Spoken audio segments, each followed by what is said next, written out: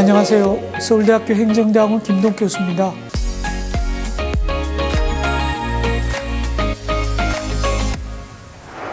정보통신기술과 데이터는 도시 문제를 해결하는 핵심이라는 점에서 중요합니다. 한편 스마트시티는 도시에 사는 시민의 삶의 질을 개선하려는 시도라는 점에서 수요자 불편과 요구를 파악하여 계획에 반영하는 등 시민에 대한 고려가 필요합니다.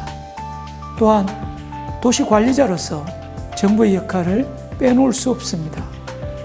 정부는 스마트시티로 변화 방향을 설정하고 사업을 관리하며 참여와 협업 환경을 조성하고 성과에 대해서 시민에게 책임을 져야 합니다. 기술 측면에서 한국의 강점은 정보통신 기술 기반이 잘 갖추어졌다는 것입니다. 행정정보가 디지털로 관리된다는 점, 전자정부 서비스가 원활하다는 점, 온라인에서 다양한 기업이 활동하고 있다는 점 등이 이를 보여줍니다. 또한 스마트시티의 초기 모델에 대한 정책 경험도 있습니다. 스마트시티 이전에 UCT 정책을 추진하였는데 UCT 사업에서 얻은 교훈들은 현재 스마트시티 사업 추진에 참고가 되고 있습니다.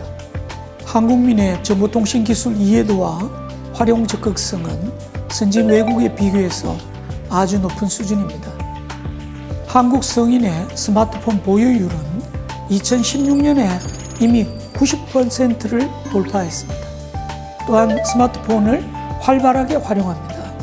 그 예로 2020년 기준으로 한국은 전체 소매 상거래 중 19%를 전자상거래가 차지하고 있고 이는 1,041억 달러로 세계 5위 규모입니다. 현재 국민들의 스마트기기 보유와 활용 행태를 통하여 향후 시민들의 스마트시티 서비스 수용 정도를 짐작할 수 있습니다. 또한 현재 디지털 서비스 활용 행태에 관한 데이터는 향후 시민 맞춤 서비스를 개발하는 데 이용될 수 있습니다. 한국 정부는 스마트시티에 대한 정책적 의지가 높은 편입니다.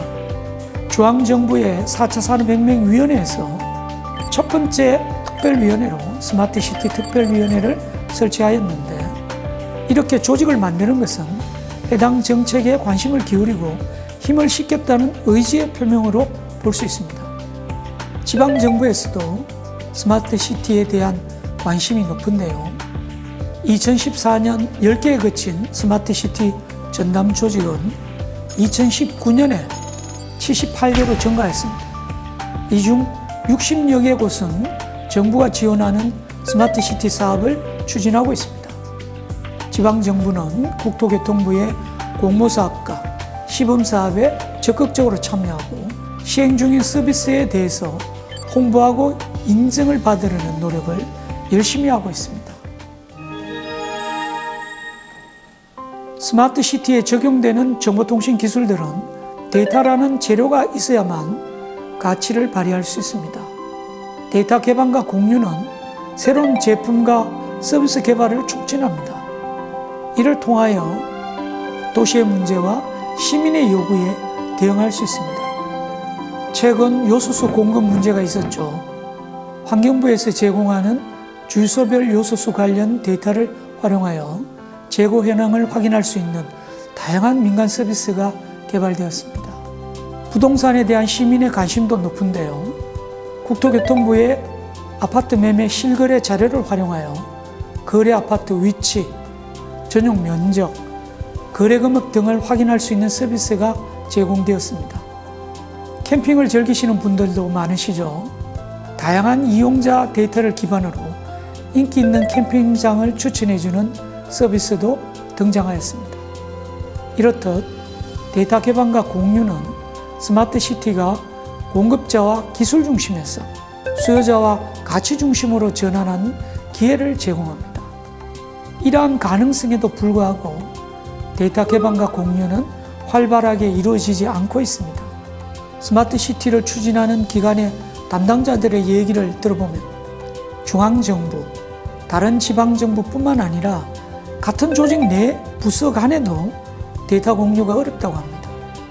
정부 내부에서도 이러한데 기업이나 시민과의 공유는 더욱 어려울 것입니다.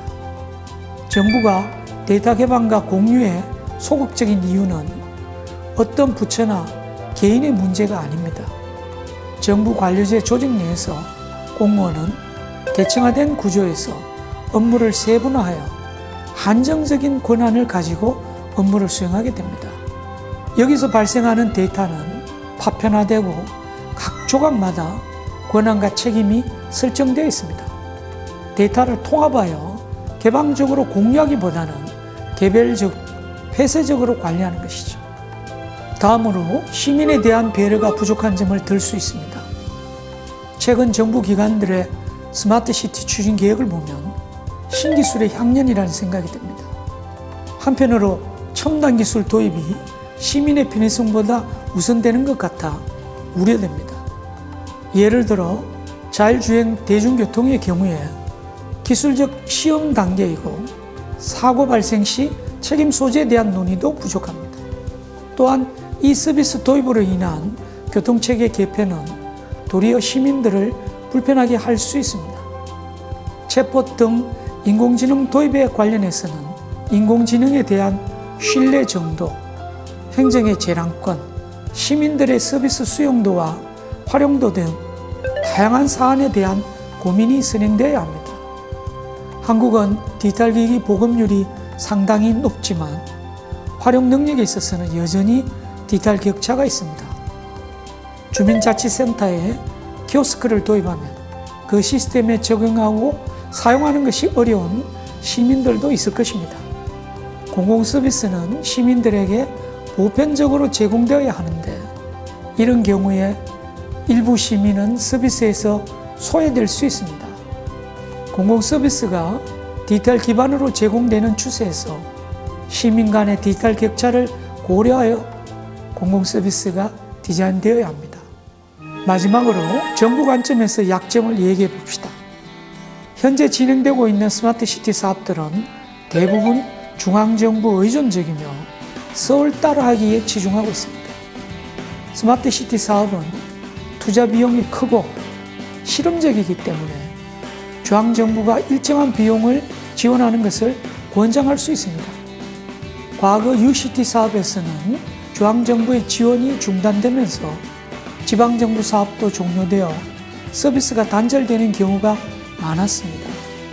사업의 지속성이 중앙정부의 지원에만 의존해서는 곤란하며 사업을 이어갈 수 있는 지방정부의 의지와 역량이 필요합니다.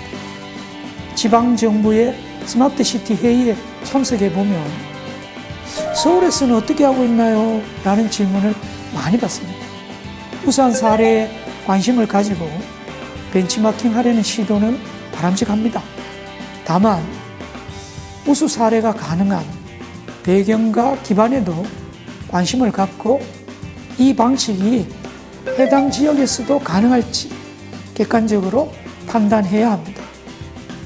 또한 우수 사례를 그대로 베끼기보다는 해당 지역에서는 어떻게 차별화를 할지 고민하는 것도 필요합니다. 지방정부 내 민원 등 행정정보를 분석하거나 시민의 불편과 요구에 대한 정기적인 조사를 하거나 시민 참여 기회를 확대하는 등의 방법을 시도해볼 필요가 있습니다. 스마트시티 추진에 있어서 강점과 약점을 알아보았는데 저는 3가지 제언을 하겠습니다. 첫째, 데이터가 개방되고 공유가 활발할 수 있도록 유인체계를 마련하고 행정적인 지원을 충분히 제공해야 할 필요가 있습니다. 데이터 개방과 공유가 추가적인 업무가 되지 않도록 이를 전담하는 인력을 확보해야 합니다. 둘째, 스마트시티 사업을 기술 도입 사업이 아니라 시민의 삶의 질 개선 사업으로 인식해야 합니다. 스마트시티 서비스 도입 기준은 신기술 적용 여부가 아니라 주민의 서비스 사용 경험이 되어야 합니다. 시민에 대한 데이터 확보와 분석을 통해서 수요자에 대한 면밀한 이해가 요구됩니다. 셋째, 스마트시티와 관련된 기술, 정책, 데이터 등에 대한 공무원과 시민의 역량을 함양하기 위한 교육과 훈련이 필요합니다. 또한 지역대학과 연구기관과 협력을 통해서 전문가 그룹을 확보하여 교육과 훈련에 활용하는 노력을 해야 합니다. 시민의 삶의 질에 대한 고민, 협업과 데이터 공유 노력은 정부의 스마트시티 역량으로 이어지고 좋은 스마트시티로 발전할 수 있는 원동력이 될 것입니다. 감사합니다.